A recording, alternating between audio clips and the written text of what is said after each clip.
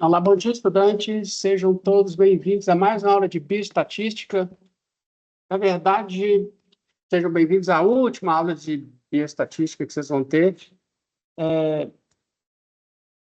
Na semana que vem, a gente vai ter só uma aula de tira dúvidas. A gente poderia até fazer nossa segunda e última prova na segunda que vem, mas como a gente não combinou antes, acho melhor manter no dia 27. Aí a gente faz a segunda prova. Então, na próxima aula, deixa eu compartilhar com vocês aqui para explicar melhor o que vai acontecer daqui para frente. Bom, então, nós estamos aí na semana, no dia 13 de janeiro, a 19, hoje é dia 13, né? Tem a lista 5 para entregar hoje até o final do dia. A gente vai aproveitar a aula de hoje para tirar dúvida da lista 5, algum exercício que ficou para trás, a gente olha hoje. A gente vai terminar também o capítulo 7, medidas do efeito de uma intervenção à exposição, falando de uma importante medida estatística, que é a razão das chances. A gente viu na aula passada o risco relativo, hoje a gente vai ver a razão das chances. São similares, bem parecidos sob certas circunstâncias, mas são conceitos ligeiramente diferentes. Aí tem um questionário, a gente ficou devendo um questionário da aula passada também, que acho que não deu tempo de fazer, a gente faz hoje. Aí, até o final do dia, hoje, entrega a lista 5 e a lista 6 é para entregar no dia 20. No dia 20, a gente vai ter aula de revisão apenas presencial. Tá? Quem quiser tirar alguma dúvida tem que vir aqui presencialmente. Não vai ter transmissão online da aula de revisão. Tá certo? E se você não tiver dúvida nem nada, tudo bem. Você não precisa de vir à aula. A presença aqui vai ser voluntária, tá? Mas só vai ter de dúvida presencial. Não funciona aula de dúvida remota, não. As pessoas começam a falar na mesma hora, tal. Aí não fica bacana, não. E aí, então, até o final da segunda-feira que vem, tem que entregar a sexta e última lista. Aí, na semana de 27 a 2 de fevereiro, a gente vai fazer a nossa segunda provinha, certo? Aí, essa segunda prova, quem fizer, eu publico a nota, com as notas das listas e dos questionários. Então, a gente vai ter 6 listas e acho que 13 questionários ou 12 questionários. Isso tudo vai valer 30 pontos, né? Aí eu vou publicar a nota toda, eu vou publicar a nota das 6 listas, as notas parciais das listas eu já estou publicando, eu já estou divulgando para vocês, né? Aí eu vou publicar também a nota da quinta e da sexta lista, depois a nota de todas elas, os 30 pontos de lista e questionário, e a segunda prova, e aí quem tiver sido aprovado, está de férias, tá certo? Mais de 60 pontos, está de férias, pode se dedicar a outras coisas lá, outras matérias que talvez não tenha terminado ainda. Quem ficar com nota abaixo de 60, pode fazer no dia 3 de fevereiro, na próxima segunda-feira, a prova suplementar. A prova suplementar é da matéria toda, certo? E ela ajuda você se você for mal em uma das duas outras provas. Ela substitui a sua pior nota lá, a sua chance de ser aprovada em disciplina, se você perdeu uma das duas provas, ou se você foi muito mal. E aí, no dia 10 de fevereiro, tem um exame especial, apenas quem tiver entre um 40 e 59, certo? Se já tiver sido aprovado, você não faz nem suplementar, nem exame especial. Aí, final do semestre, PT, saudações para todos. Ok? Então, a gente vai continuar hoje aí com o curso, falando... Deixa eu terminar o capítulo 7, aí depois a gente volta nas listas. Em lista 5, questionários, e lista 6. Bom, então, o capítulo 7, a gente fala da medida de efeito de uma intervenção à exposição. No capítulo 6, a gente conseguiu identificar quanto que um efeito ou tratamento era estatisticamente significativo. A estatística, ela se baseia em amostras, tá certo? Então, você não vai testar uma vacina na população inteira. Aí você testa uma vacina num grupo, tá certo? Então, como você está testando num grupo, aí tem as flutuações estatísticas. Você imagina o seguinte, eu gosto sempre de dar esse exemplo, se você lançar uma moedinha equilibrada, uma moedinha normal, 10 vezes, você sabe que a moeda equilibrada tem 50% de chance de cara e 50% de chance de coroa. Se você lançar uma moeda 10 vezes, não necessariamente você vai obter 5 caras e 5 coroas. Não existe esse equilíbrio do universo aí, não. Esse equilíbrio do universo, ele é um equilíbrio que a gente fala sintótico. Se você for lançando moeda, dia após dia, na média vai ficar 50% cara e 50% coroa. Mas se você fizer um lançamento, 10 lançamentos, pode ser que você tenha 8 caras e 2 coroas, tá certo? Então, a gente se baseia nisso, nessa variabilidade aí amostral, para determinar se um evento é ou não estatisticamente significativo, né? Se ele não é se ele não é resultado do acaso, você lança uma moeda 10 vezes, sai 6 caras e 4 coroas, 7 caras e 3 coroas, ou 3 caras e 7 coroas, é estatisticamente significativo, não é estatisticamente significativo quanto a não equilíbrio da moeda. Agora, se você lançar a moeda 100 vezes e obtiver, por exemplo, 70 caras e 30 coroas só, aí você já vai falar, nossa, essa moeda parece que é equilibrada. Então, essa proporção ela vai depender do tamanho da sua amostra. Então, a gente leva isso em consideração na hora de fazer os testes, tá certo? E fazer de tirar as conclusões. Então, a gente sabe que no capítulo 6 aí a gente essa senhora, ela tentou assistir nossa aula aqui desde a primeira semana, ela entra na sala errada, coitada, não descobriu a sala certa até hoje, a gente já está no final do semestre. Mas, enfim, então a gente aprendeu no capítulo 6 a identificar se tinha ou não diferença. Ó, tem diferença, não tem diferença. Agora a gente vai conseguir, no capítulo 7, falar quanto que essa diferença quanto que ela é, quantificar esse efeito. Então, a gente começou falando da medida, a gente falou dos conceitos fundamentais aqui, né? Do efeito, da medida de efeito para resposta contínua, né? Então, resposta contínua é aquela que a gente mede. Você vai lá e mede a pressão arterial, você vai lá e mede o nível de colesterol. Então, é um valor que a gente pode considerar contínuo, né? O oposto de variável contínua é variável discreta, que é variável obtida de contagem. Você conta quantas pessoas que tiveram doença com vacina e quantas pessoas que tiveram doença tomando placebo da vacina, né? Então, aí uma resposta discreta. A gente viu, primeiro, resposta contínua. Resposta contínua quando os dados eram pareados. Dado pareado é o melhor jeito de você fazer uma comparação, porque você usa a unidade amostral. Vamos dizer que você testa placebo na pessoa e vê o efeito dele para acabar com a dor de cabeça. Aí você espera um tempo, aí você ministra nele uma droga, uma medicação para dor de cabeça, né, analgésica.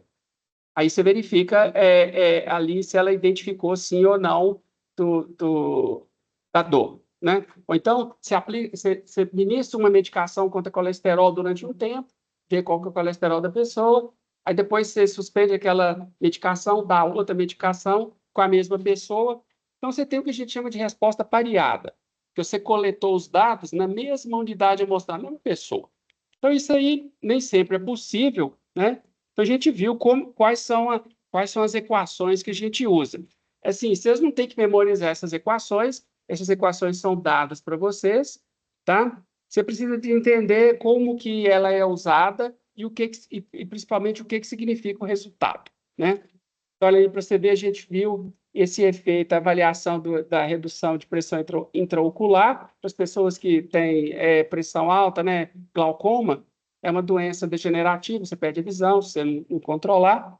Então, o estimolol era uma medicação antihipertensiva intraocular, e aí a gente identificou que o efeito era entre 4,8 e 0,4 lá embaixo, né? Ali a gente considerou que isso aí é a quantidade de milímetros de Hg que a pressão intraocular baixou, né? Negativo significa que reduziu a pressão. E aí a gente falou o seguinte: quando esse intervalo de confiança ele não contém o zero, significa que a medicação ela apresentou uma evidência estatisticamente significativa da redução. Se essa medida, se esse intervalo tivesse ficado um valor positivo e um negativo, significaria que o zero estaria contido no intervalo de confiança. Se o zero estiver contido no intervalo de confiança, então significa que provavelmente essa medicação é tipo jogar uma moeda cara e coroa. Com uma pessoa ela vai funcionar, com a outra pessoa não vai. Medicação cara e coroa, ela não tem efeito terapêutico, porque o efeito é aleatório, em cara e coroa. Às vezes eu fui numa farmácia comprar uma medicação até contra infecção urinária. Aí eu falei, oh, beleza, vou levar essa medicação. Aí fui dar, enquanto eu estava na fila, eu fui lendo, aí eu vi lá, o Ministério da Saúde não encontrou evidência estatisticamente significativa da eficácia dessa medicação. Falei, bom, então eu não vou nem levar essa medicação, né? É uma medicação fitoterápica que o efeito é a mesma coisa que jogar uma moeda cara e coroa. Era uma medicação para minha mãe, então era a mesma coisa eu jogar uma cara e coroa. Se desse cara, a infecção urinária dela ia ser curada, se desse coroa, não ia ser, ia piorar. Então, achei melhor, talvez, levar no médico e, se fosse o caso, prescrever um antibiótico, que é estatisticamente significativo o efeito.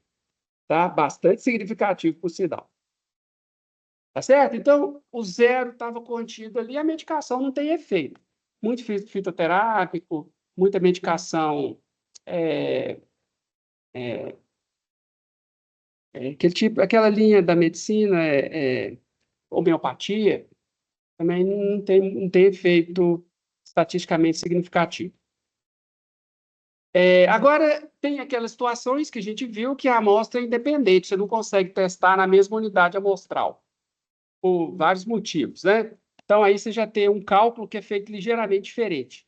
O efeito, o intervalo de confiança é calculado ligeiramente diferente. Aí, você, quando lê uma literatura da área, quando estiver diante de um estudo estatístico, você vai saber, esse dado aqui é pareado, então ele usou aquela equação dos dados pareados. Agora ele usou dados não pareados. Então, ele usou essa outra equação. Quando o dado é pareado, é bom que o efeito fica único e exclusivamente na medicação. Aí, se você tem amostras independentes, uma pessoa cedeu a medicação, outra pessoa cedeu o placebo, aí tem aquela interferência das diferenças individuais. Tem pessoa que é mais sensível à medicação, tem pessoa que é menos sensível à medicação. Então, aí isso pode prejudicar, isso pode confundir um pouco o fator, e aí essa equação aqui, ela leva isso em consideração. Ela leva em consideração esse fator de confusão que a gente chama, que é o fato de você ter duas amostras diferentes. Bom, gente, tem certas coisas aqui que realmente eu não espero que vocês compreendam 100%, que vocês lembrem disso no futuro. Sim?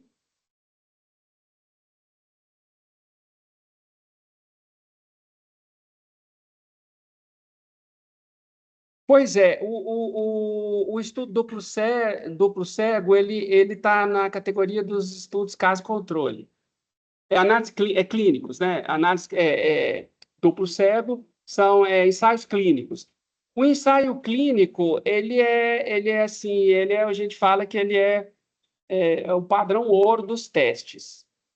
Sempre que possível, você vai querer fazer um ensaio clínico, que você seleciona dois grupos homogêneos. O que são dois grupos homogêneos?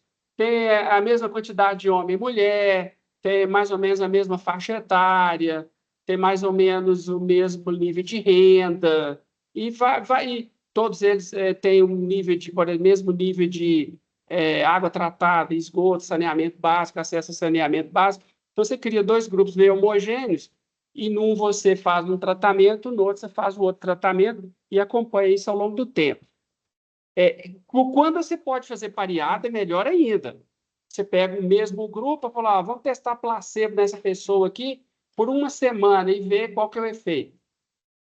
Agora vamos usar uma medicação, uso mesmo. Então, dá para fazer estudos de pareados em ensaio clínico.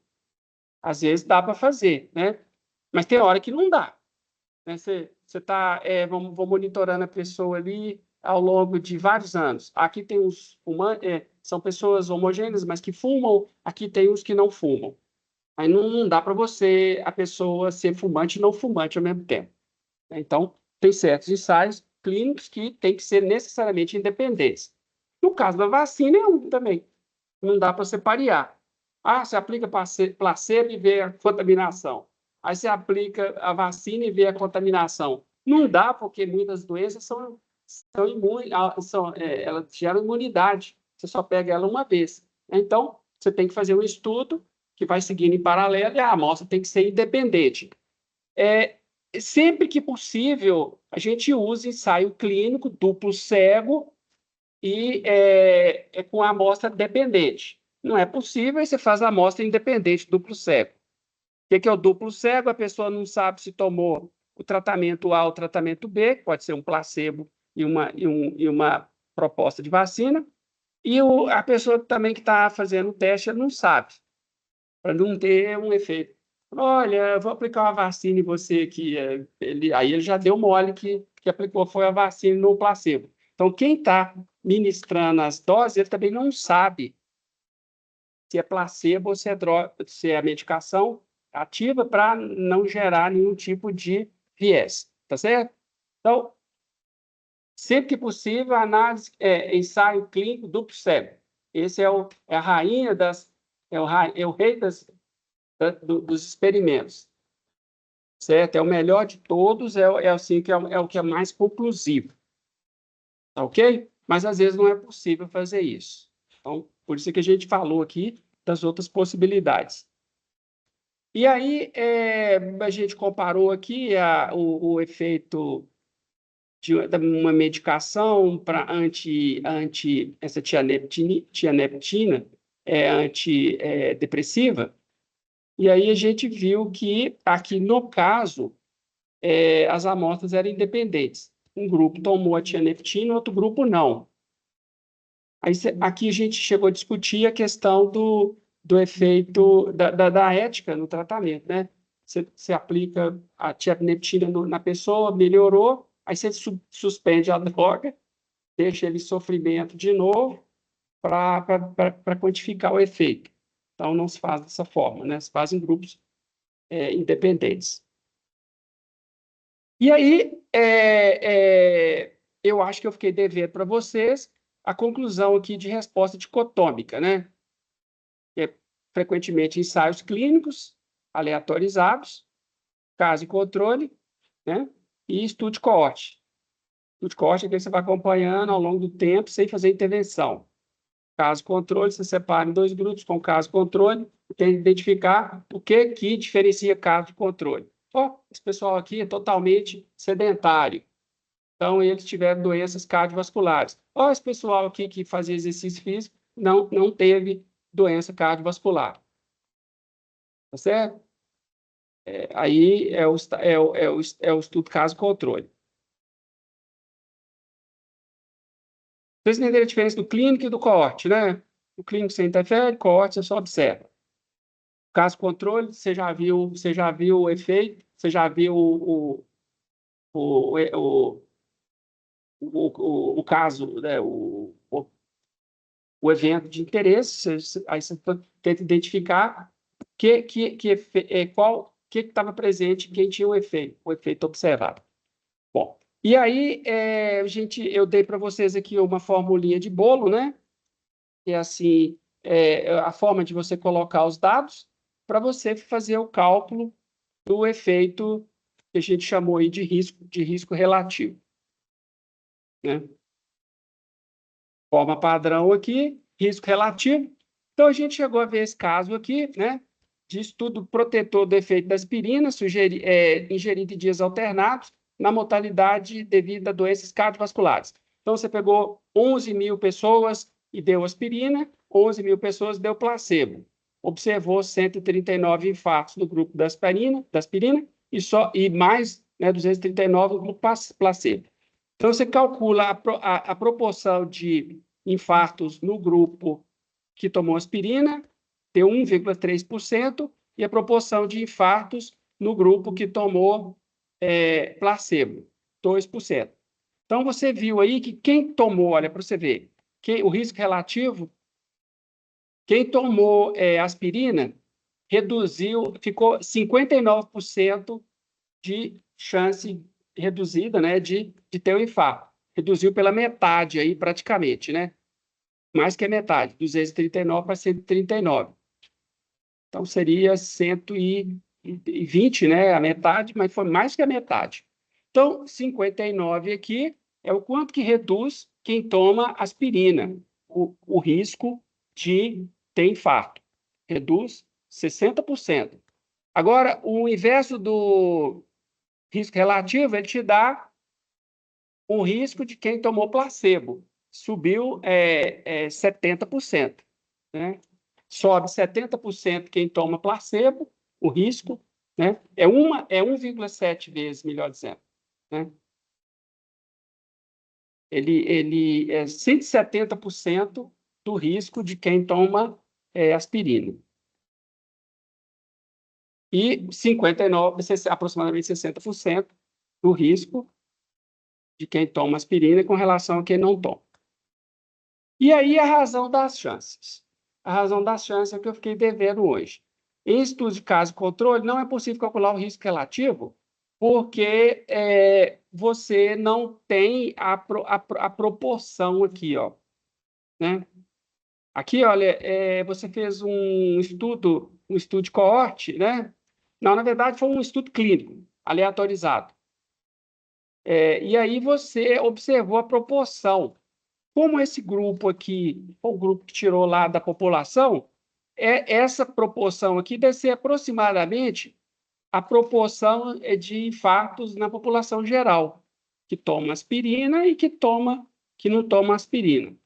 Só que quando você está estudando caso e controle, você não consegue determinar qual que é a probabilidade de ocorrência do evento, porque essa probabilidade ela depende do seu grupo de caso e controle. Então, a gente vai definir a razão das chances. Então, olha bem, P1 é a probabilidade de desenvolver a doença se você está exposto ao risco. O risco aqui, por exemplo, é sedentarismo. Aí você vai dividir o Q1 aqui, né? O P1 é a proporção de pessoas que têm a doença, né? Desenvolve a doença entre as pessoas sedentárias. E Q1 é a proporção de sedentários.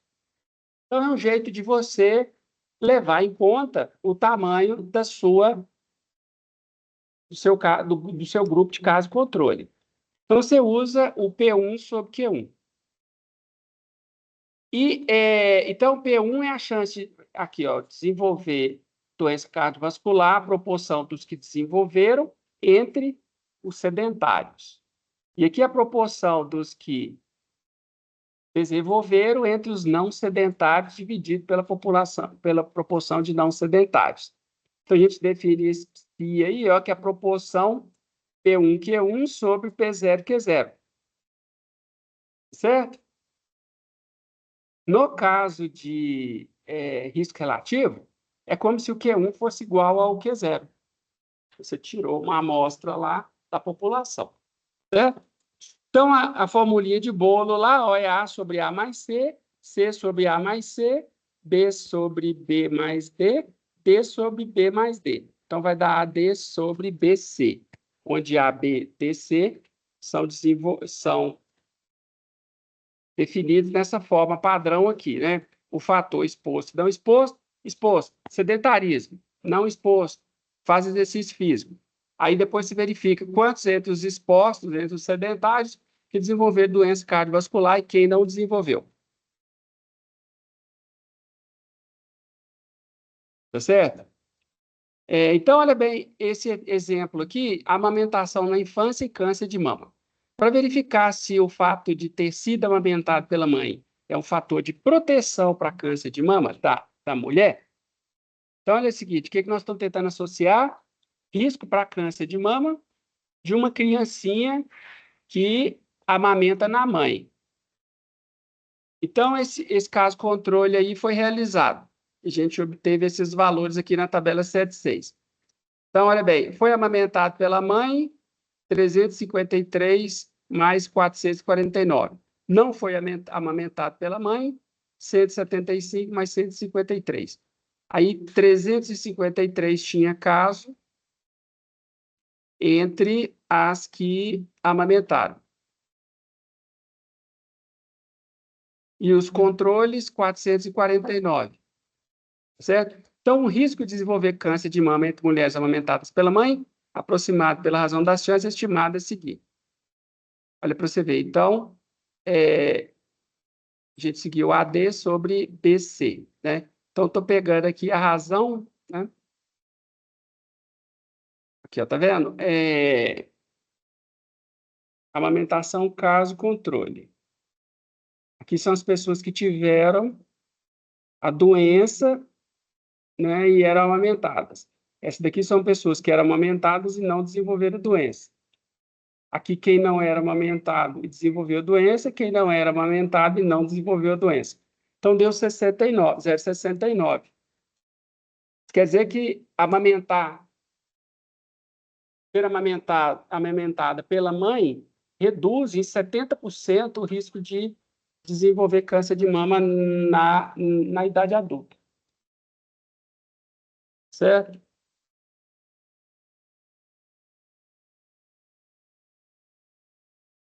O quanto que reduziu, né? Reduz em 69%, quer dizer, diminui, né? De cada 100 pessoas, as que amamentam, só 69 teriam câncer de mama. Reduz 69, 69%. Reduz para mais, quase pela metade o risco. Certo? Aí depois os médicos vão tentar estudar por que que esse efeito protetor existe. Provavelmente, a criança amamentada, ela tem menos exposição na idade tenra a produtos industrializados, agrotóxicos, esses tipos de coisa. Às vezes, a criancinha que é amamentada, a mulher, a menina amamentada, ela tem anticorpos do leite materno e desenvolve menos doença, porque ela já pega os anticorpos da mãe. Quer dizer, então, tudo isso aí reduz 60%, né? 69% o risco de desenvolver. Certo? Então, vocês veem aí que os grupos são diferentes, né? E essa proporção aí, ó, 353 casos, né? Isso aí é relativo a esse caso controle aqui, não é da população em geral. Quando você tira uma amostra da população em geral, ela vira uma representação da população em geral. Um caso controle, ele tem muito a ver com a conveniência do médico. Então, você tem que levar em consideração o tamanho da amostra aí. E a gente levou aqui, né? Então, dá 353 dividido por 449. Bom, a gente fez essa continha aqui, né?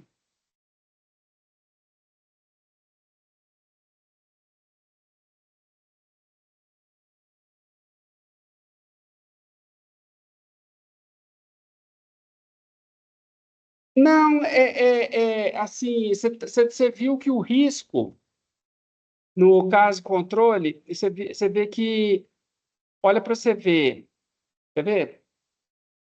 Qual é a proporção de casos no grupo que amamenta?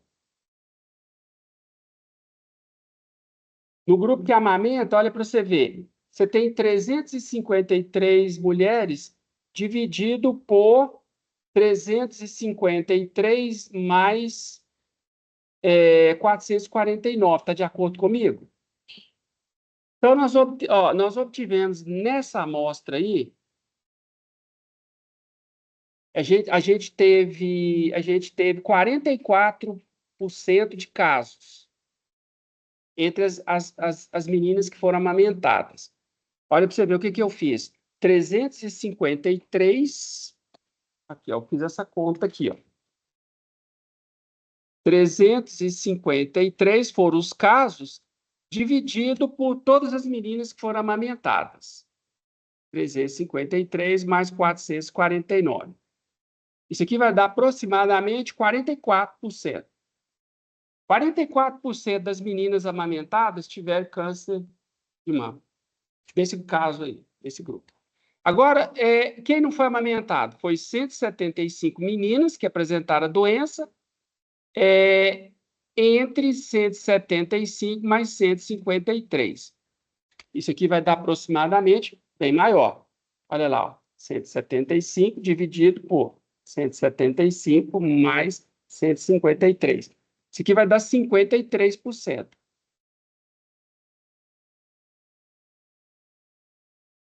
Então, se você pegar 70%, olha para você ver, 70% das que não amamentaram vai dar 44, aproximadamente. Quer ver? Então, reduziu, tá vendo? Reduziu 60%. Não reduziu. Aqui a diferença percentual é 0,44, 0,53 menos 0,44. Dá 9 pontos percentuais. 9 pontos percentuais. Tá certo? Reduziu 9 pontos percentuais. Mas a redução percentual foi aproximadamente 70%. Você pegar 70% aqui dessas mulheres, ó, 53. 0,53 vezes 0,69 vai dar... Peraí, minha conta está meio ruim aqui. Esse 69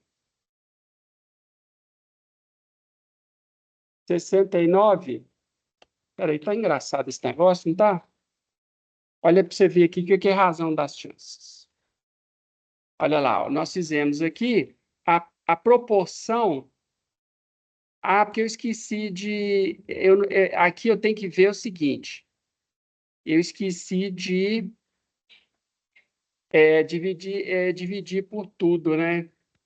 Por isso é que a minha conta ali, eu não estou achando 60%. Mas aqui, ó, você reduziu. A gente vê que reduziu aqui 9 pontos percentuais. De 53, caiu para 44. Agora, como que você calcula o quanto por cento que reduziu? Aí eu fiz inicialmente só essa conta de cima aqui, ó. A sobre A mais C e B sobre B mais D. Eu tenho que calcular agora o C sobre A mais C. Aqui, ó. Então, essa daqui é a proporção que teve o caso. Caso dado que amamentou. Tá certo? Então, aqui eu tenho o caso dado que não amamentou.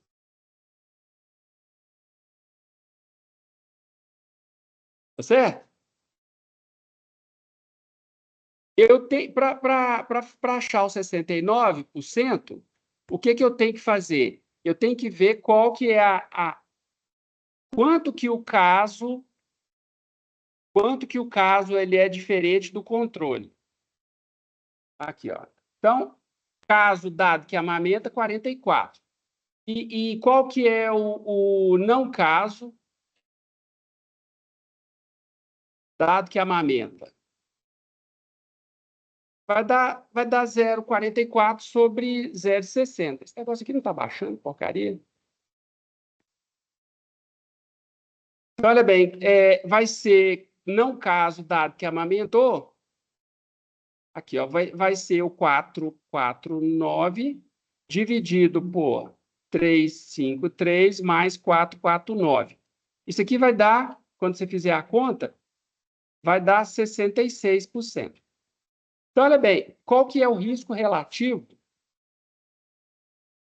entre as amamentadas?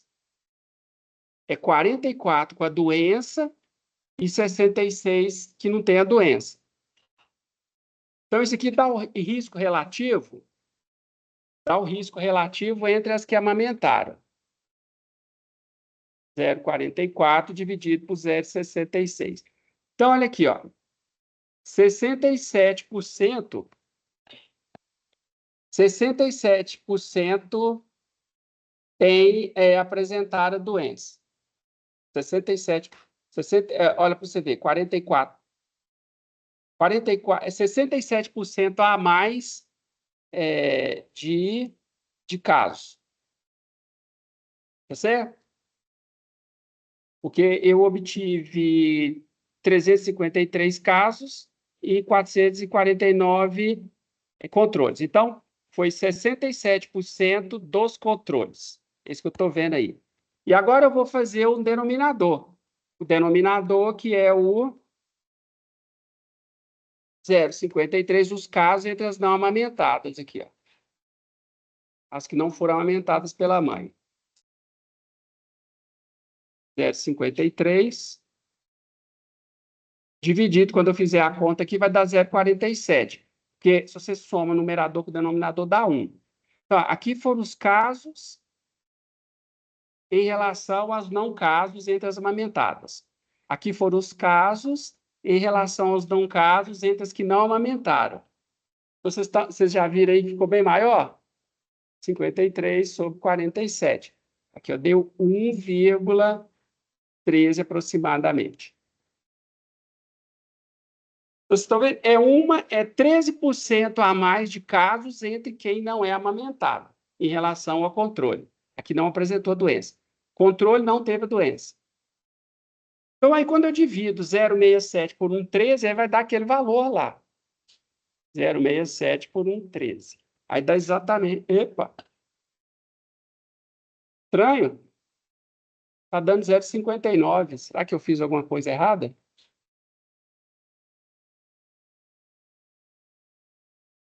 Aí fica difícil, né? Se o professor fica confuso, aí o estudante fica mais confuso ainda. Vamos ver se eu fiz a conta certa aqui. Olha aqui, ó, casos 53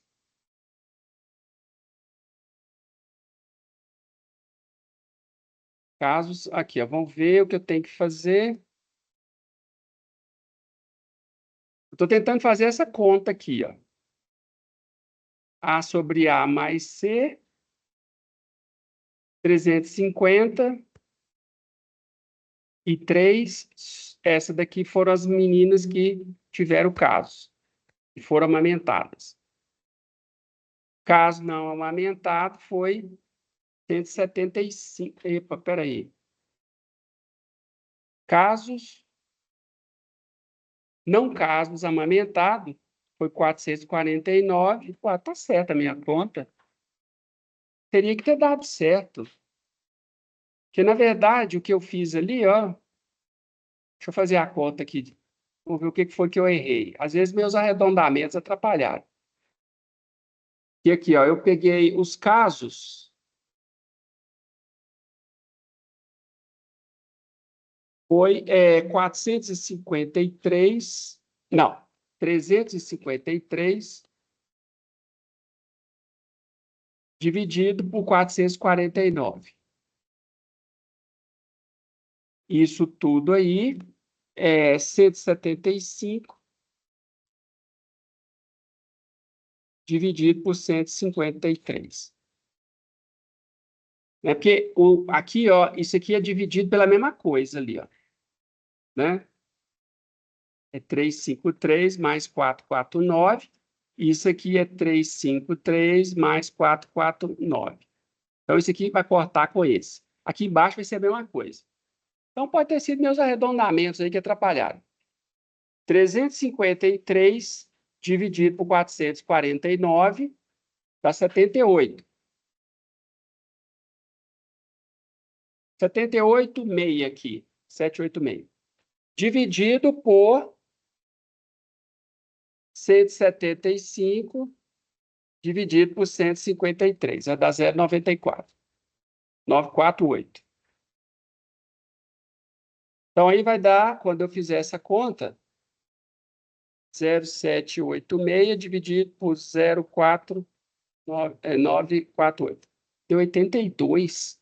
Meu Deus do céu, o que está acontecendo aqui? Me ajuda aí, gente. Tá certo aqui, ó, não tá? Pois é, tem alguma coisa aqui que eu não estou sabendo. Olha, 353, deixa eu fazer a conta aqui completa, sem arredondar nada. 353 dividido por 449, isso tudo aí dividido por 175, dividido por 153. Acho que é erro de arredondamento. Aí está dando 0,069. Eu acho que foi erro de arredondamento.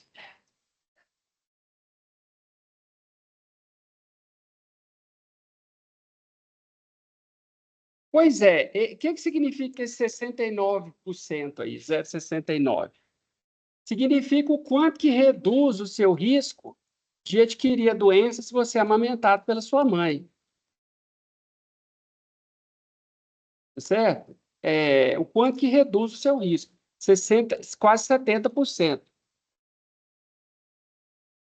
Isso quer dizer que entre as amamentadas, se você pegar a incidência de doença em quem não é amamentada, ela vai ser um valor. Se você pegar a incidência e quem é amamentada, ela é 70% daquele valor. Vamos imaginar que 100 meninas não amamentadas, entre a população toda que não foi amamentada, adquire a doença. Entre as amamentadas, seriam só 70. Entendeu? Seria 70 essa interpretação que eu estou dando. Deixa eu ver se o livro aqui traz uma interpretação diferente da minha.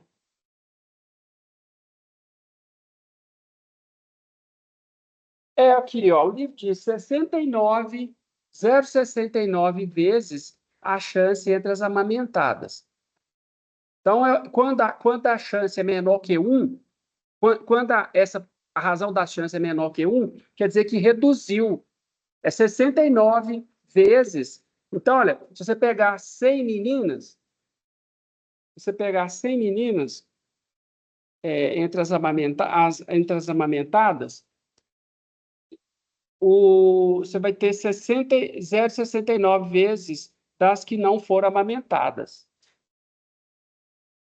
O risco do grupo amamentado é apenas 69% do risco do grupo não amamentado. Vamos dizer que você tem o risco aí de um em 1.000 entre as não amamentadas.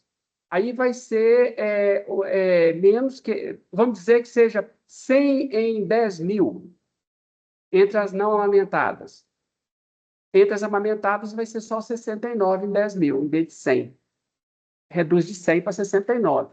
É 69% do risco. Reduziu 69%. Tá certo?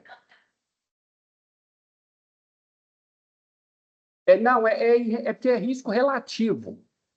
É 69% do risco das que não foram amamentadas. Tem um risco menor. Imagina que seu risco é 100. Se você for amamentado, seu risco vai para 69.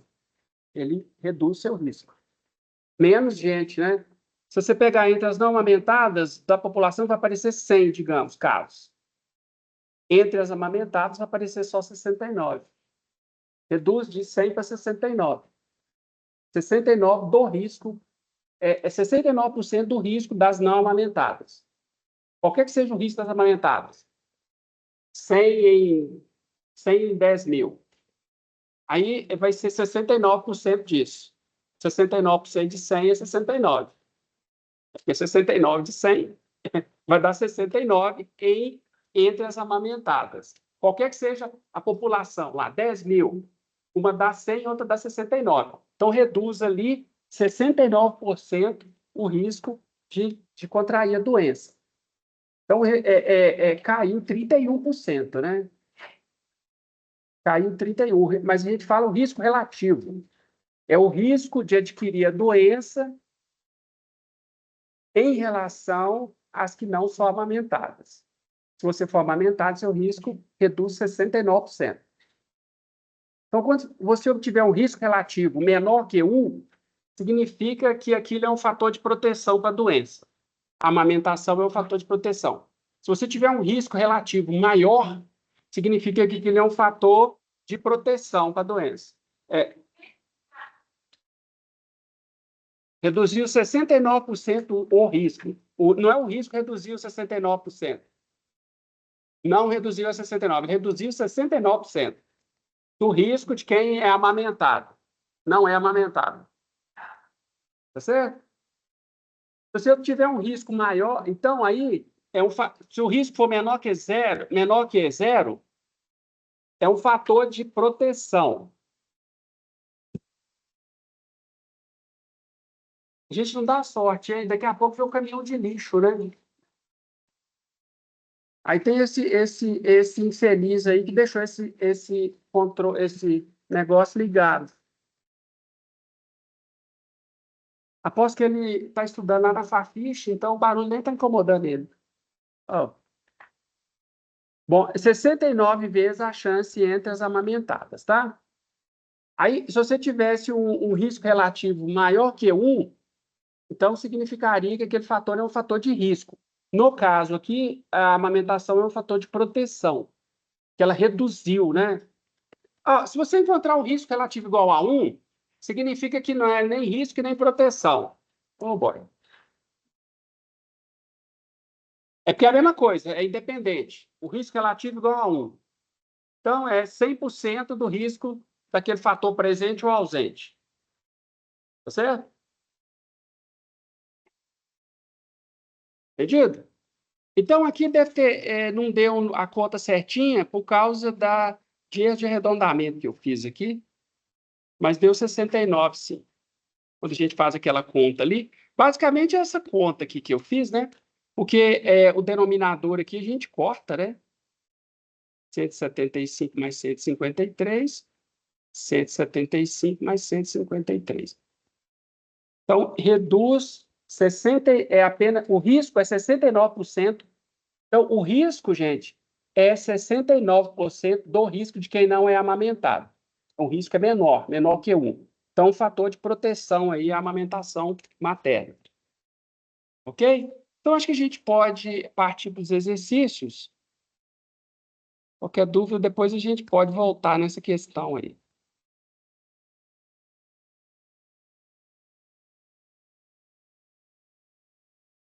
Ainda falta o caminhão de lixo hoje, né? Eu fiquei devendo para vocês o questionário da aula passada. A gente ficou meio apertado aqui e aí eu acabei deixando para a próxima aula. Então, vamos fazer ele aqui agora. Uma questãozinha aqui.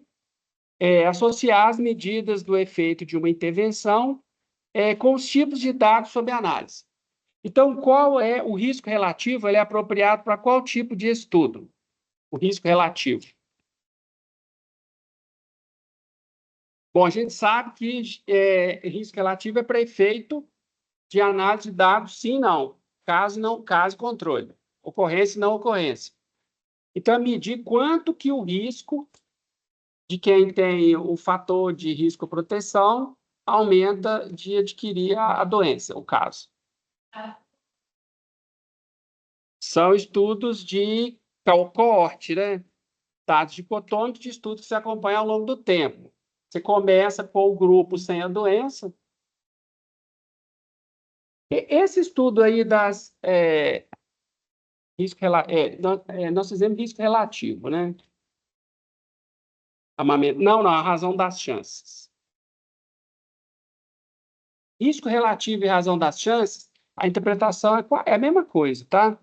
A diferença é que a razão das chances, a gente contabiliza o tamanho da amostra, porque ela ela é uma amostra, não é uma amostra aleatória da população. Então, a gente tem que descontar o tamanho da amostra. E risco relativo, não. Risco relativo é uma amostra da população, então a gente considera que tem todas as informações. Então, estude coorte aí. Intervalo de confiança para a média das diferenças de xi1 e xi2. Então, isso aqui está evidente de que a gente está falando de dados pareados. O que eu tenho, eu estou fazendo a diferença de cada unidade estudada. Aqui, ó, de quanto resolveu, de quanto a medicação, vamos dizer, baixou o colesterol da pessoa. Menos quanto que o colesterol dele abaixou sem aquela medicação. Então, eu tenho aí dados pareados, né? Então, eu posso ter dados contínuos e pareados. Em geral, quando você está falando de dados dicotômicos, não dá para parear, né? Não teve doença, por causa daquela questão, muitas vezes a doença só dá uma vez na pessoa, tipo vacina, então não tem sentido a gente fazer dados pareados. Dados pareados é mais comum em dados contínuos. Intervalo de confiança para a diferença das médias. Então, como você não tem dados pareados, aí você calcula a média, você faz a diferença das médias de cada grupo. Porque não dá para você fazer diferença par a par, né? Então, a gente tem dados contínuos e independentes. É isso?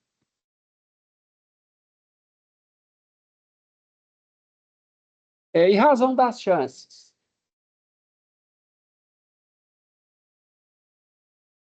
Razão das chances, dicotômicos e caso controle. Aí você finaliza a tentativa.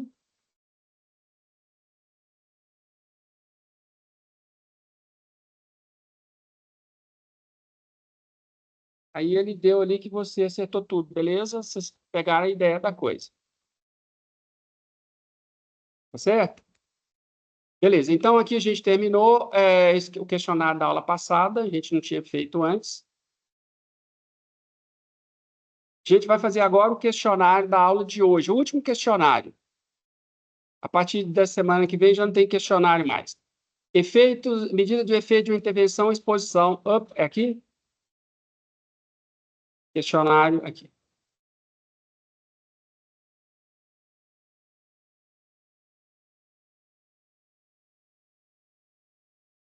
Realizou-se um estudo com o objetivo de avaliar a efetividade de uma dieta combinada com o programa de exercícios físicos na redução do nível de colesterol. A tabela a seguir apresenta os níveis de colesterol de 12 participantes no início e no final do programa.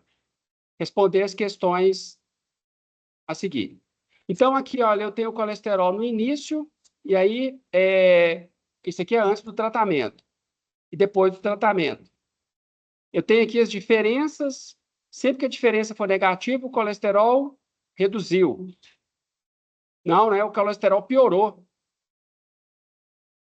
O colesterol piorou aqui, ó. Eu peguei o inicial menos o final. Então, se eu pegar valores negativos, o colesterol piorou. Você poderia ter feito a análise ao contrário também, tá? Ter colocado o negativo, ter melhorado o caso aqui, e é importante a gente saber que a temperatura, a diferença, o negativo é que piorou. Aí você tem aí você calcula a soma, né?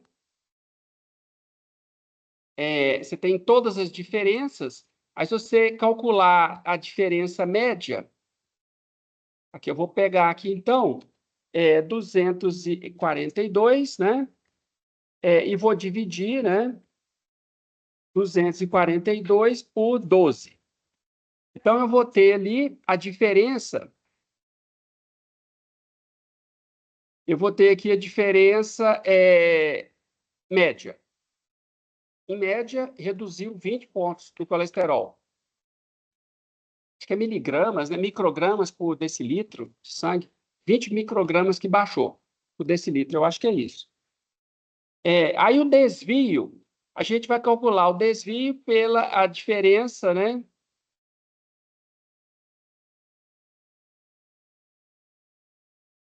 As contas já foram feitas aqui para facilitar para vocês.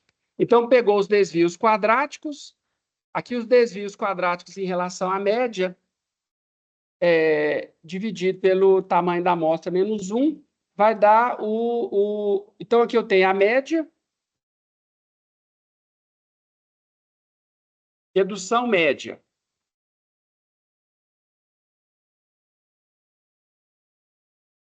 Redução média aqui.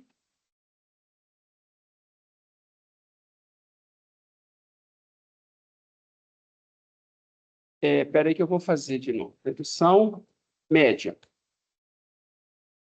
Eu peguei as diferenças, soma das diferenças, e dividi, né?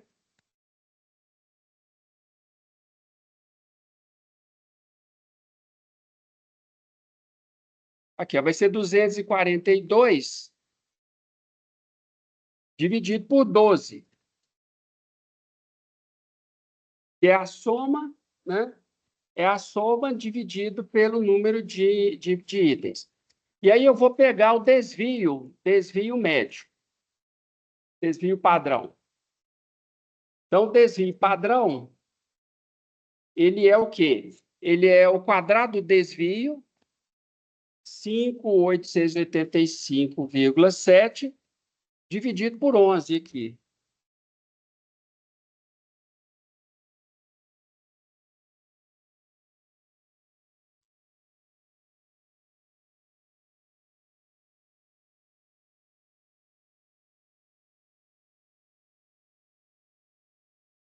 Então, deu 553. Isso aqui é a variância, melhor dizendo, né? O desvio padrão é a raiz quadrada disso.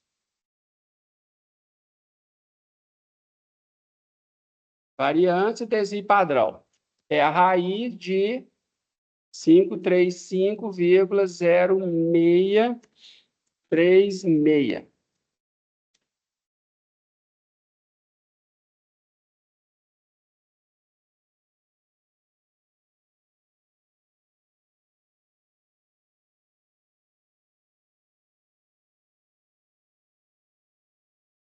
Então, deu 23,13. E aí, quanto que é... Vamos lá. Eu fiz alguns cálculos aqui. Para determinação da tabela T de Student, use a tabela 5A5. Qual a estimativa do nível médio do colesterol no início do programa? Ah, bom, então faltou a gente calcular aqui, né?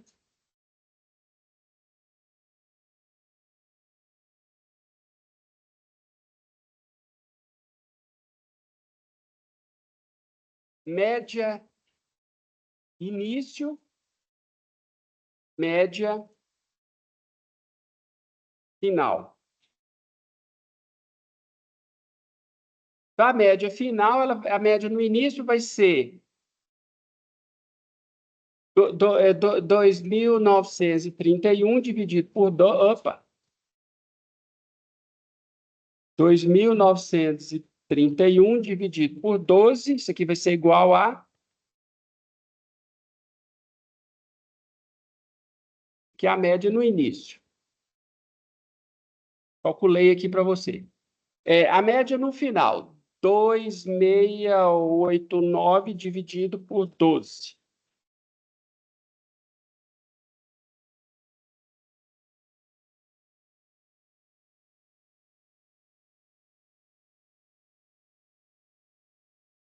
Qual a estimativa do nível médio ali, então? 224,1, né? Aqui nós vamos baixar tudo para duas casas decimais. Por quê? Porque os dados... Ah, não, para uma casa decimal. Porque todos os dados estão com 0 casas decimais, então a média a gente cria uma casa adicional a mais. Então, 200, qual a estimativa do nível de colesterol no início do programa? 244,3 aqui, miligramas por decilitro. Esse era o médio. Qual a estimativa média do colesterol no final do programa? 224,1 miligramas por decilitro. Qual a estimativa da redução? 20 miligramas por decilitro, que reduziu. Qual o intervalo de confiança de 95% para redução do nível médio de colesterol? Então, a gente vai ter que calcular aqui, né?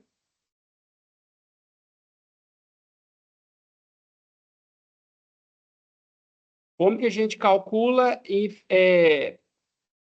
como que a gente calcula aqui? Nós vamos ter que olhar os slides. Medida de efeito, resposta contínua. Amostras pareadas. Então, nós vamos pegar aqui, ó, vão ser essas equações que a gente vai usar.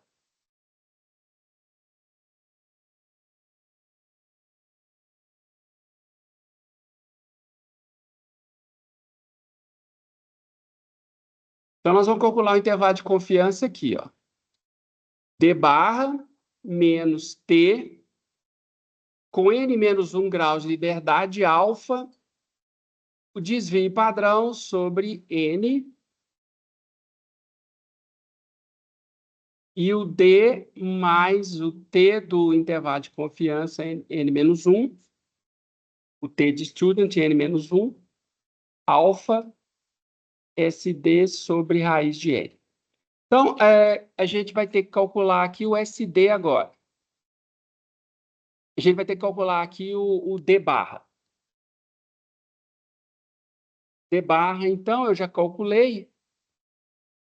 Ele é a redução média. O desvio padrão,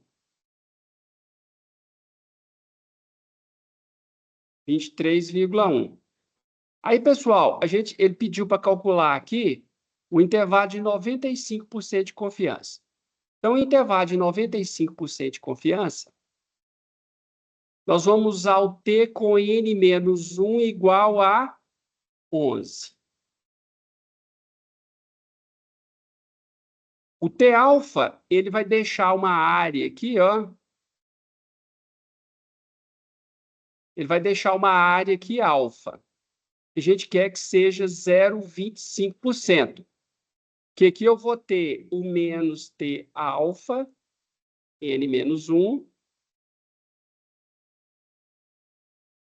com 0,25, e aqui no meio 0,95. Então, eu tenho que achar esse valor aqui. Tá certo? Então, alfa igual a 5%.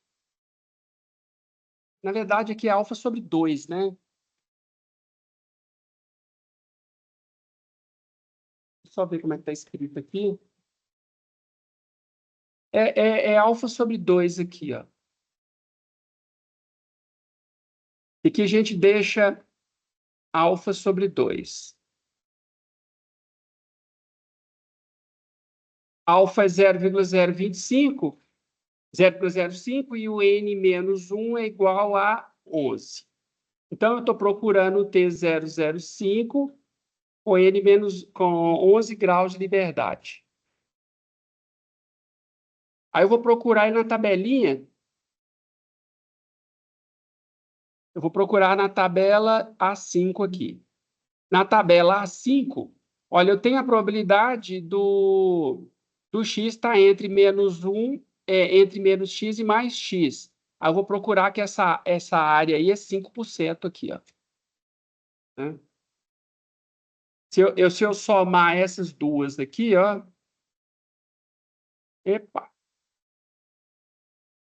Se eu somar essas duas aqui, esses dois lados aqui, né? Isso aqui vai dar alfa sobre 2 mais alfa sobre 2 é 0,025 mais 0,025, que é 5%.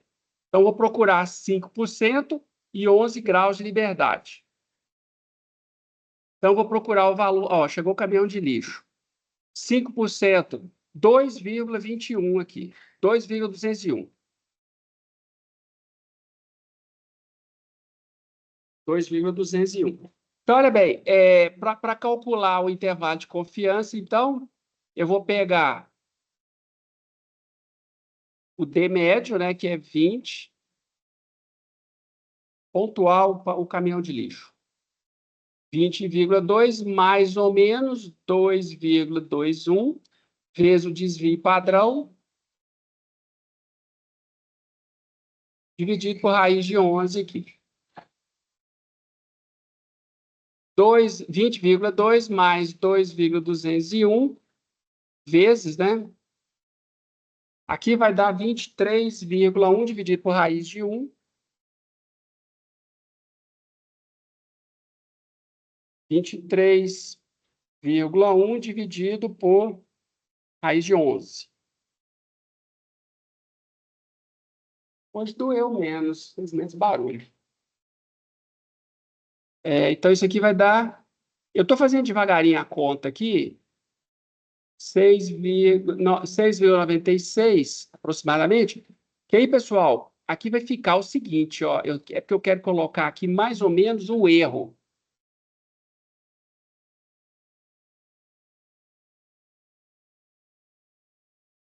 Dois vírgula 201.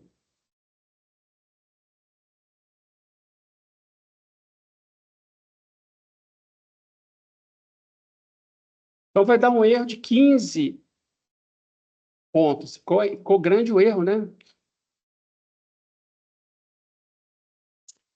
Então, o IC, o erro aqui, ó, o erro de estimação, ele é o T, né? Aqui eu vou escrever o T aqui, alfa, sobre 2, N menos 1 grau de liberdade. Então, esse aqui a gente encontrou que é o 201, né?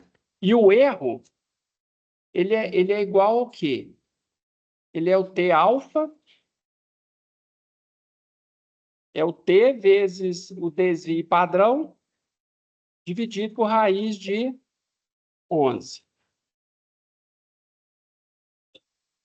Então, isso aqui vai ser igual ao T, que multiplica o desvio padrão, dividido por raiz de 11. Então, deu 15,3. Aí, o intervalo de confiança, ele é o quê? Ele é o valor, ele é o valor médio, 20,2 menos o erro, 15,3, e é 20,2 mais o erro, 15,3. Então, ele vai dar o quê? Ele vai ser igual a 20,2 menos o erro, 4,8, 20,2 menos o erro. Epa, um é mais, né? Então, olha para você ver, deu um intervalo bem amplo, né? A redução pode ser entre 4 e 35. Aí você fala assim, poxa, que coisa estranha, mas é porque a amostra sua é muito pequena, tá? Você amostrou só de 12 pessoas. Esses estudos são feitos com centenas de milhares de pessoas. Quando você vê um laboratório, um laudo de um laboratório que mostra o intervalo de referência, aquilo ali é baseado em milhares de pessoas. Então, dá uma coisa melhor. Então, o intervalo de confiança aí deu 4,8. Epa, nós fizemos alguma coisa errada, né? Será que é arredondamento? Eu não fiz, aqui eu fiz no Excel sem arredondar. Nós usamos o T alfa sobre 2,201. Engraçado, né? 5,534. É o que está aproximando mais, né? Está aproximando esse aqui, eu não estou, talvez eu não tenha arredondado. Talvez eu tenha arredondado. Talvez aqui, ó, eu devo ter usado os valores Eu devo ter usado os valores já arredondados. Pode ter sido isso. 4,9. Aqui são os valores exatos. São todos os valores exatos aqui. 2.201. TDP sobre raiz de 11. 15, só se o erro está aqui. Então, foi C6, 23, vezes 2,201 dividido por raiz de 11. É 11 mesmo ou são 12? São 12, né? Acho que deve ter sido por isso que deu errado. 12 aqui é raiz de 12. Agora...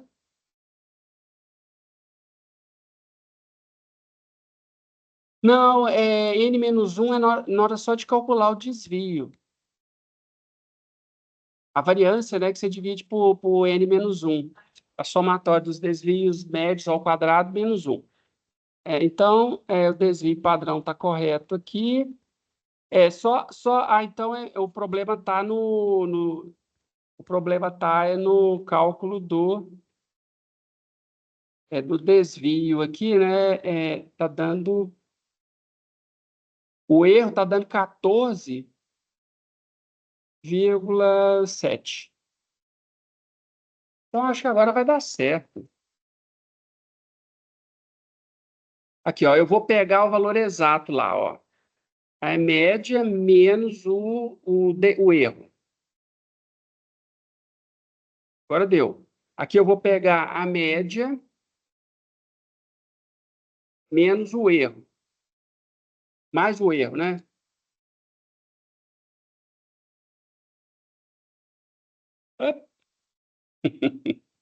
Média mais o erro. Ei, o que foi? Aí tá me derrubando. Então, agora acho que deu certo. 5,5 e 34,9. Deu certo. Meu erro ali que estava calculado errado, né? Foi na hora de calcular o erro ali que eu fiz errado. Bom, então aí você finaliza a tentativa. Ah, tem mais um, né? Não, tá tudo certinho. Só tem um exercício, não?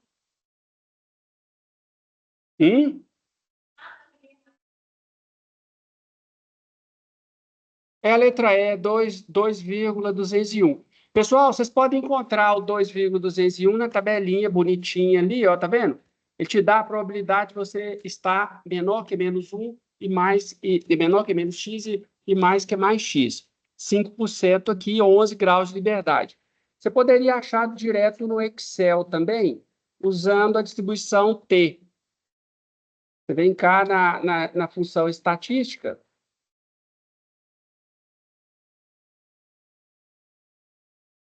A distribuição T, aí você fala, né, que você está procurando, epa, não, na verdade, na inversa da distribuição T, que na inversa você dá a probabilidade, função estatística aqui, e inversa da T, que a inversa da T você entra com...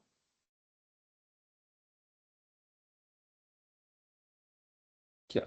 Você entra com a probabilidade. Aí a probabilidade aqui tem um truquezinho que você vai ter que fazer. Para entrar no Excel, você vai ter que fazer um truquezinho, porque o Excel, ele dá uma probabilidade cumulativa.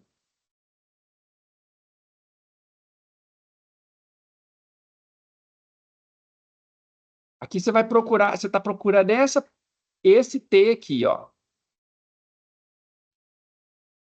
Ele deixa a área aqui de alfa sobre 2 com n menos 1 grau de liberdade. Então, você vai ter que pegar a área de menos infinito até esse ponto aqui. Essa área aqui é 1 sobre alfa sobre 2. que é 1 menos 5% dividido por 2, que vai dar 1 menos 0,025, que vai ser igual a 0,975. Então, você vai ter que entrar com a probabilidade aqui, 0,975, com 11 graus de liberdade. Aí você vai obter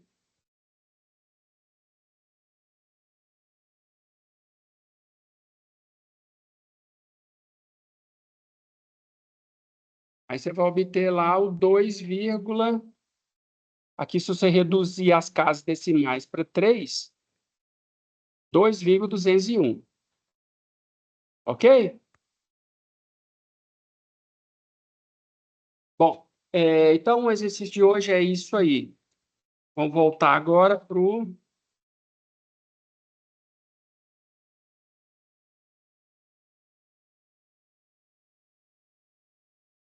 Então, como a gente obteve um intervalo de confiança que não contém o valor zero, isso significa que é estatisticamente significativa a redução.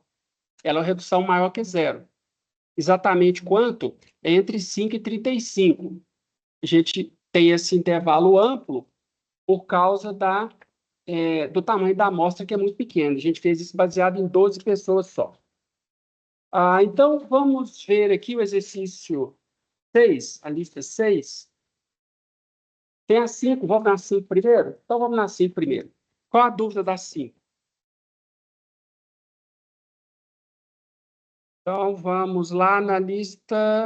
Porque se não der para fazer a lista 6 hoje, dá para fazer na aula que vem, né? Lista 5 aqui, qual que é a dificuldade?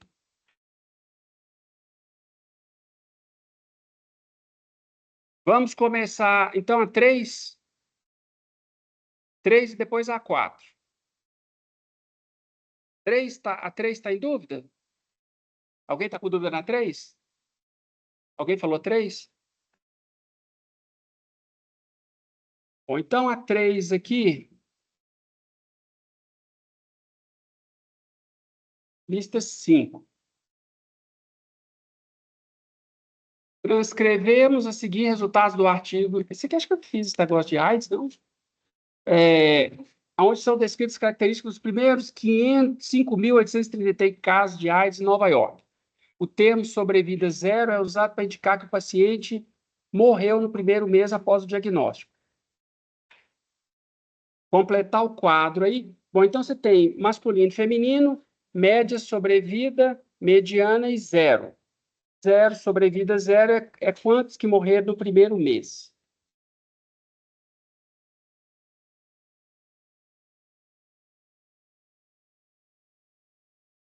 Completar o quadro. Exercício 3A. Completar o quadro ali, né? Então, você tem aqui o sexo. Eu vou colocar aqui Mercúrio, né? A flechinha do Mercúrio e o espelhinho de Vênus para marcar masculino e feminino. Total. E aí a sobrevida. Nós estamos estudando só a sobrevida.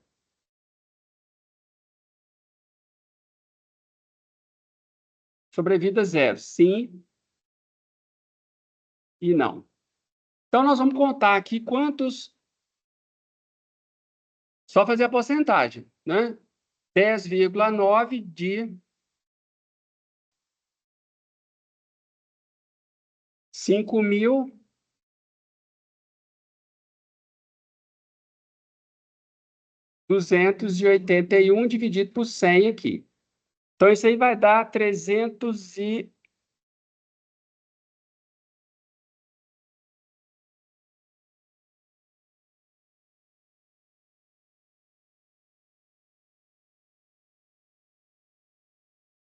É só pegar a porcentagem do total.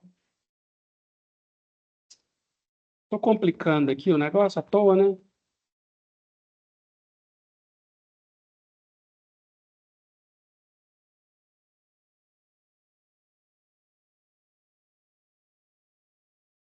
5.281. Vai dar quanto isso? 5.281 vezes 10,9. Vai dar, parece que é 56 pessoas. Peraí. 0,109. 560. A gente arredonda para cima aqui. 560. Feminino, 16%.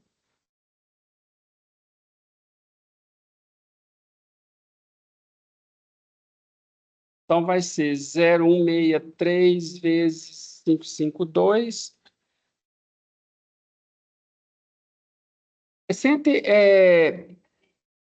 Sobrevida zero vai ser 10,9%. Será que eu estou errando a conta aí? 10,9 vezes 5,281. Ai, meu Deus do céu, eu estou ruim, não estou? É 575 mesmo, 576, né?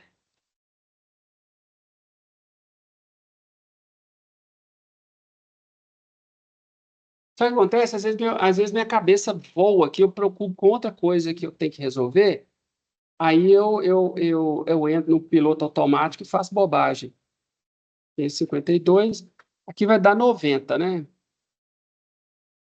Vamos colocar aproximado aqui. Então, total, 576 mais 90, 666. Testar a hipótese de que a proporção de homens com sobrevida zero é igual à proporção de mulheres com sobrevida zero. Então, nós temos que completar o quadro aqui, né?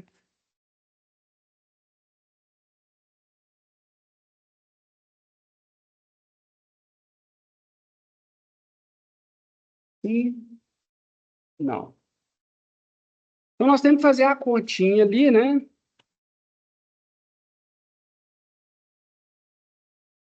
576, 4.705 e aqui 462. Não.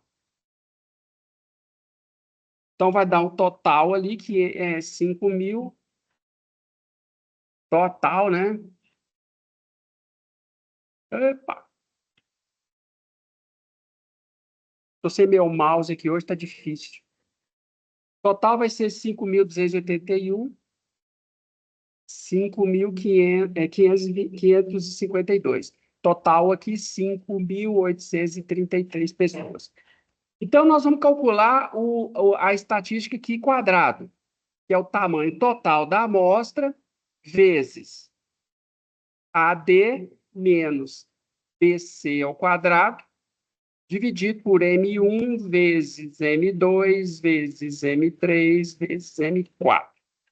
Não, peraí. Oi? É, mesma coisa. N1 vezes N2.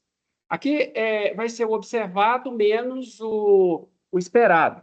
O esperado menos o observado, depois ao quadrado. Mas aqui, nesse formato, você não tem que fazer aquilo. Então, esse aqui é o A, esse aqui é o B, esse aqui é o C e esse aqui é o D. Sendo que M1, N, esse aqui é o N, Nzão grande. Aqui você tem o M1, o M2 vai ser esse aqui vai ser o N1 e esse aqui vai ser o N2. Então, vai ser 4.705 mais 462, vai dar 5.167. Então, é só jogar esses números aqui agora. Vai ser 5.833 vezes A. 576 vezes D. 462. Isso aqui menos 4.705 vezes 90 ao quadrado. Não, você faz isso na tabela do observado. O esperado já vai estar automático aqui dentro. Quando você faz essas contas aqui, ó, automaticamente você já está fazendo a diferença das caselas, observado, esperado, levando um quadrado, somando todo mundo, tá? Então, você pode fazer isso de duas formas, né? Mas o O é um perrengue desnecessário. Se usar o observado e o esperado, é desnecessário, porque você já programa, já vai direto na equação, entendeu? Vai ser melhor para você.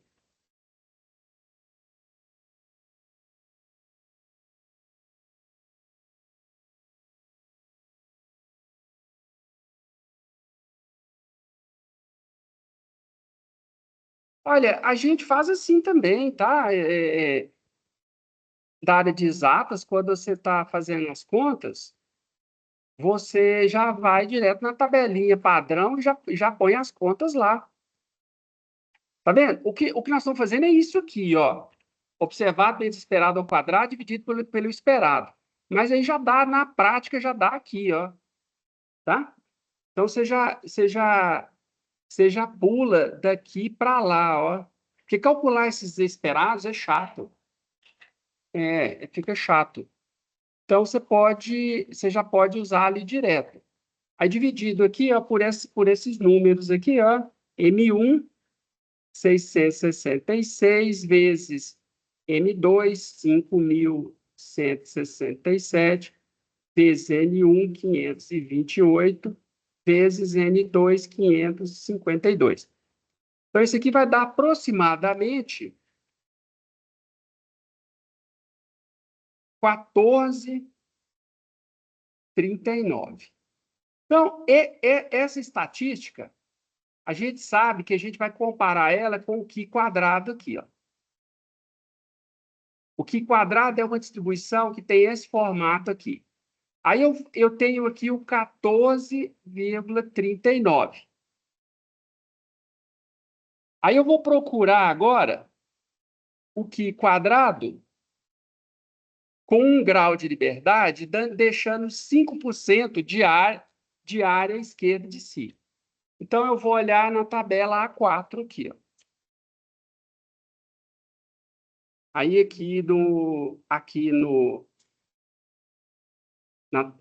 na página, a tabela, a distribuição do Q quadrado aqui, ó. Então, olha bem, para eu pegar uma probabilidade de 5% aqui, ó, cadê 5%? Tá aqui, ó. 5% com 1 grau de liberdade, esse valor aqui, ó, é 3,841. Isso quer dizer o seguinte, pessoal. Você pegar essa área aqui, meu desenho está fora de escala.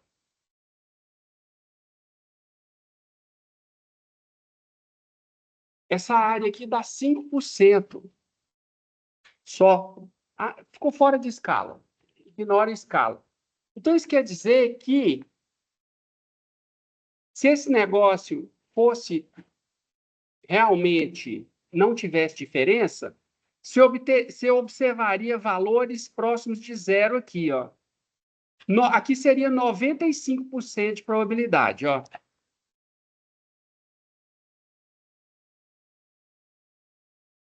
95% se observaria abaixo de 3,8.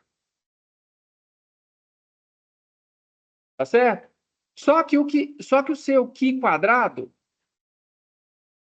só que a sua diferença foi de 14. Então, isso aqui está na região de rejeita H0. Qual que é a sua estatística de teste aqui? Que você tá Qual que é o seu teste de hipótese aqui?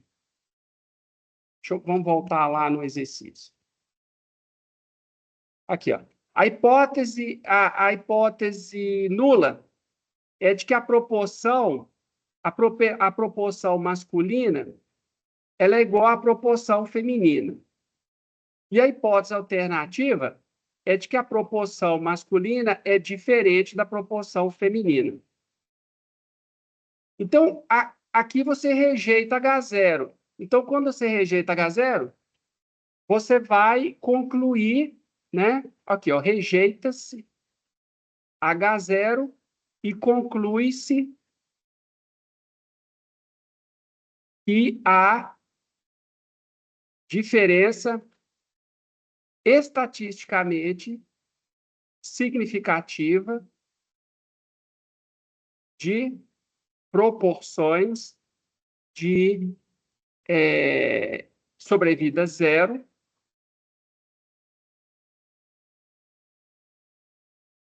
entre homens e mulheres.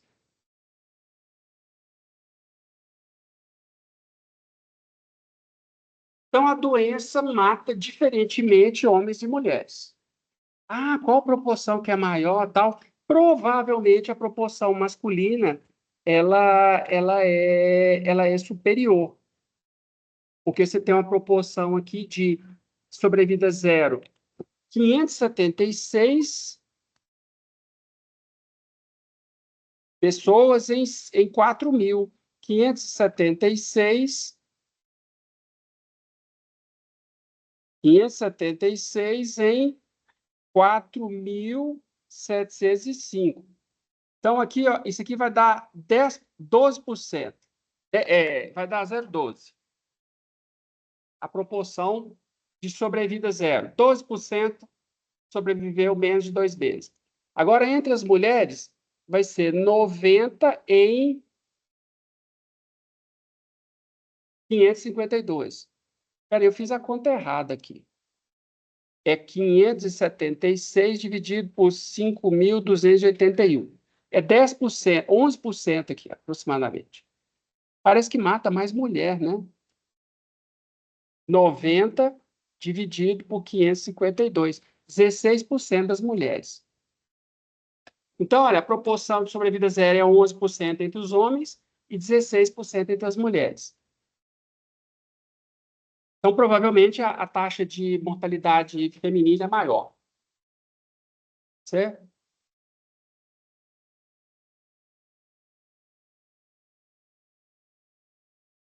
Aí isso aí pode estar associado a outros hábitos. Às vezes a pessoa tem histórico de abuso de substância ilícita, de droga, né? É usuário de droga e tal. Então, às vezes, sei lá, o que faz a diferença aí. Beleza? Então, pode resolver usando a fórmula de bolo. Você sabe que você está calculando a diferença entre o observado e o esperado. E como a diferença foi muito alta, aqui, a diferença foi muito alta, 14,39. Então, isso quer dizer que essa diferença, não, se fosse igual, né? Então, isso quer dizer que a diferença deve ser a proporção, os valores, a diferença entre observado e esperado, ela muda de masculino para feminino. Outro exercício aí que vocês queiram resolver? 4. 4 a gente já não falou dele antes, não? 4. Realizou-se um estudo de coorte para investigar a associação entre o nível de catecolamina no sangue e a incidência posterior de doença coronariana. Para isso, 609 homens com idade entre 40 e 76 foram acompanhados aí de 60 a 89. O nível de catecolamina foi determinado em 1960 e classificado como alto ou baixo. Os resultados são apresentados na tabela abaixo. Então, presente doença, nível alto, ausente, nível alto. Presente, nível baixo e ausente, nível baixo. Testar a hipótese de associação entre o nível de catecolamina no sangue e a incidência de doença coronariana ao nível de significância de 1%. Então, a gente está testando, né, a hipótese nula de que a proporção entre os altos ela é igual à proporção entre os baixos. Contra a hipótese alternativa de que a proporção quem tem alta é diferente em baixo. Em princípio, a gente não está interessado em saber se reduz ou se aumenta. se a proporção é maior ou menor, tá? Então, a variável dicotômica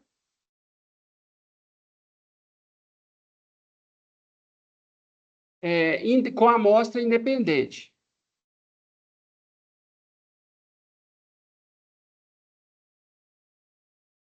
Independente porque a pessoa não pode estar nos dois grupos ao mesmo tempo. Você pegou um grupo que tinha nível de catecolamina alto e ficou acompanhando. E um grupo que tinha catecolamina baixa e ficou acompanhando. Tá? Então, a gente vai fazer o teste Qi quadrado, né? Teste Qi quadrado. O teste Qi quadrado é a mesma lenga-lenga, né?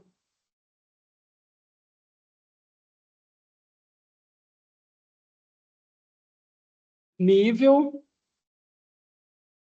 alto, baixo, doença, sim, não. Então, aqui eu vou ter o A, né? 27, B, 44. Total, que é o N1, né? O N1, N de nariz. Isso aqui vai ficar igualzinho o outro, precisa de eu fazer?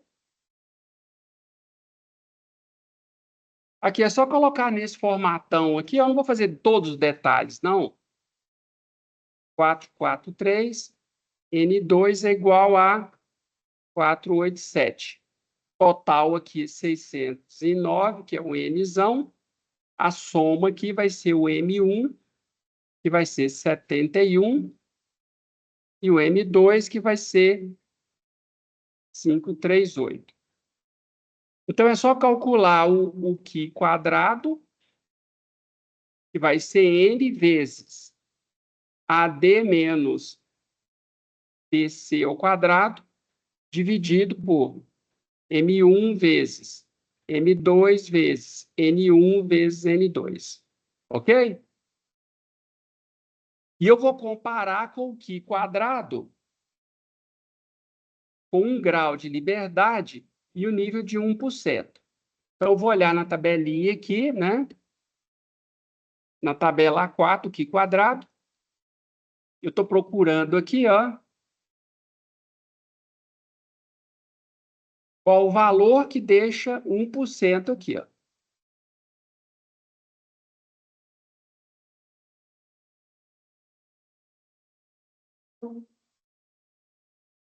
Então, eu vou pegar aqui a área de 1% com um grau de liberdade.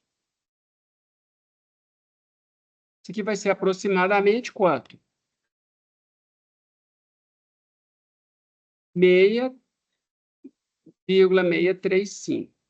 E aí eu vou comparar, né? Eu vou descobrir aqui onde o Qi quadrado vai dar. Só para... eu vou deixar aqui, vocês fazem a conta depois, 16,25. Então, você vai obter o seu Qi quadrado, o seu Qi quadrado vai estar aqui, ó. Né? Região de rejeição. Como Qi quadrado?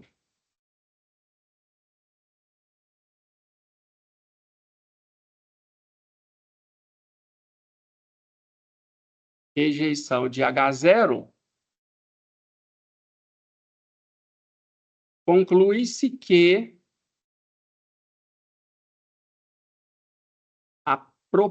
as proporções PA e P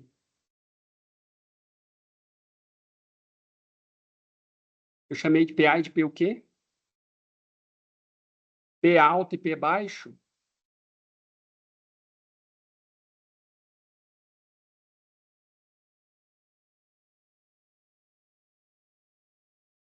São diferentes ao nível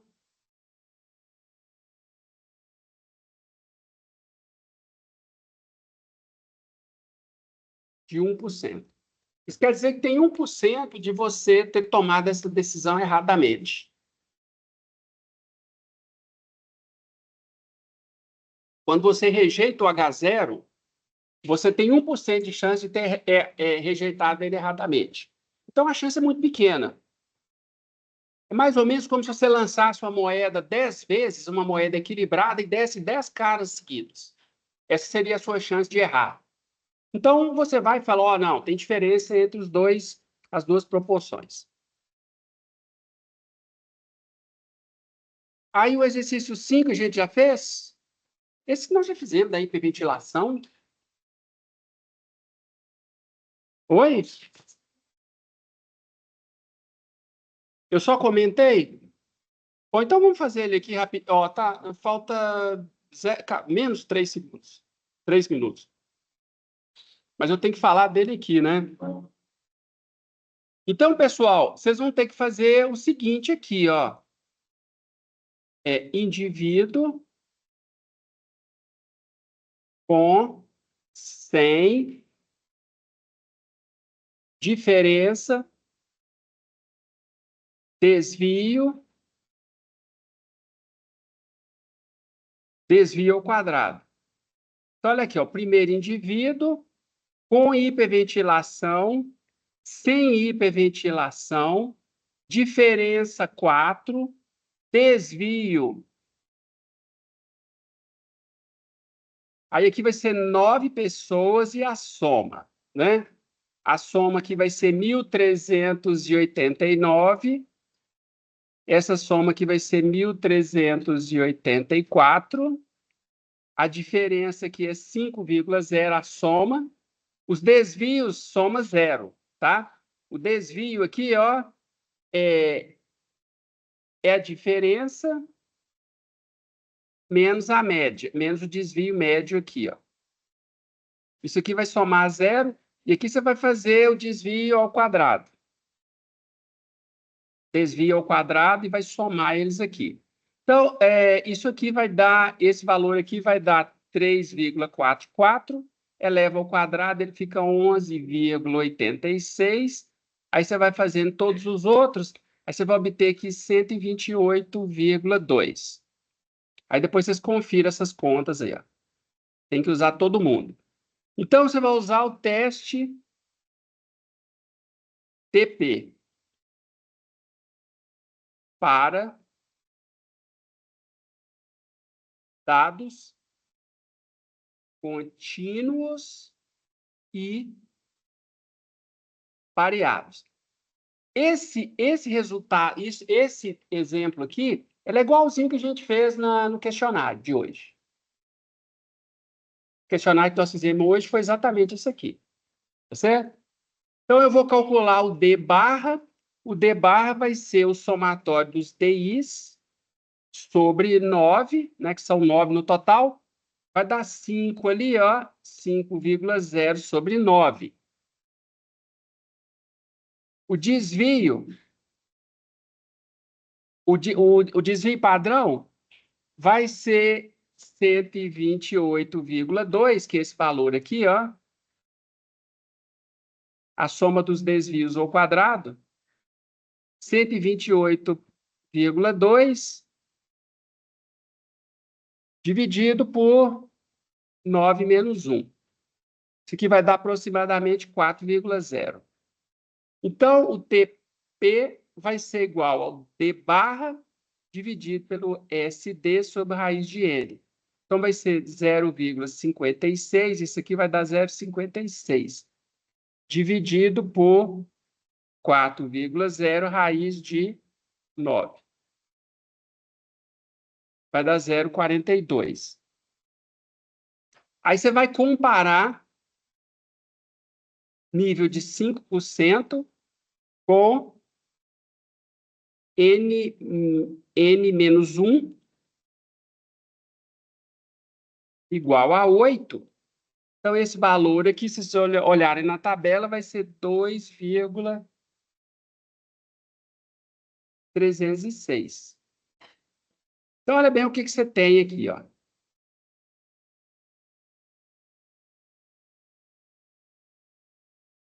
As hipóteses aqui, né? Letra A.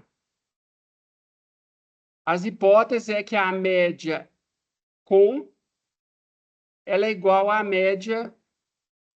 Na verdade, a diferença, né? A média com é igual à média 100. E a hipótese alternativa é que a média com ela é diferente de que a média sem hiperventilação. Nesse caso aqui, o que vai acontecer? Olha bem,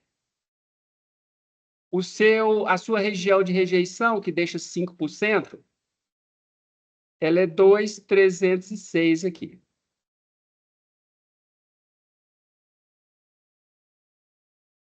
E quanto foi seu TP?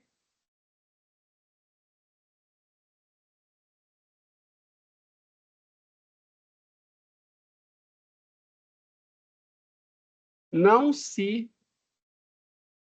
rejeita H0. Logo, a média com deve ser igual à média 100. A hiperventilação não te ajuda em nada. Ah, mas deu uma pequena diferença aqui e tal. Nós achamos uma diferença aqui, ó, de 5 segundos em 800 metros. Esses 5 segundos em 800 metros podem ter sido só erro de medição. O fato de você e correr não te ajuda em nada. Você hiperventilar não te ajuda em nada. Tá certo? Então, o nível de significância de 5%, a gente não comprovou que a hiperventilação ajuda. Se você fizer um treinamento com o cara, aí você vai ver que o treinamento é efetivo. Treinamento, aí ele vai adquirindo capacidade respiratória, vai criando hemoglobina, vai melhorando a oxigenação, aí ele consegue ir mais rápido. Agora, só hiperventilar não ajuda em nada. Tá certo? Desculpa aí ter estendido um pouco o horário. A gente termina aqui. Acho que a gente viu todos os exercícios da lista 5. Da lista 6, eu posso discutir, se ficar alguma dúvida, eu posso discutir na segunda que vem. Segunda que vem, repetindo, só presencial. Não vou transmitir aula. Se não der para você vir na aula, eu não vou te dar falta, não. Se você não tiver dúvida, mas a gente só vai vir presencial. Como? 30 pontos a 6 listas. As 6 listas valem 30 pontos com os questionários.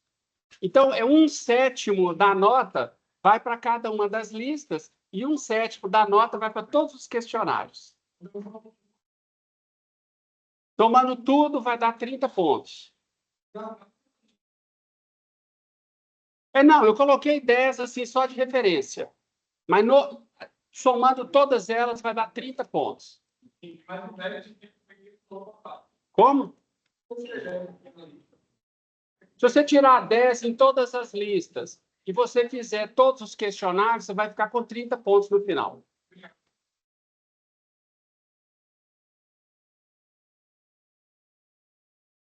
Então, é logo aqui.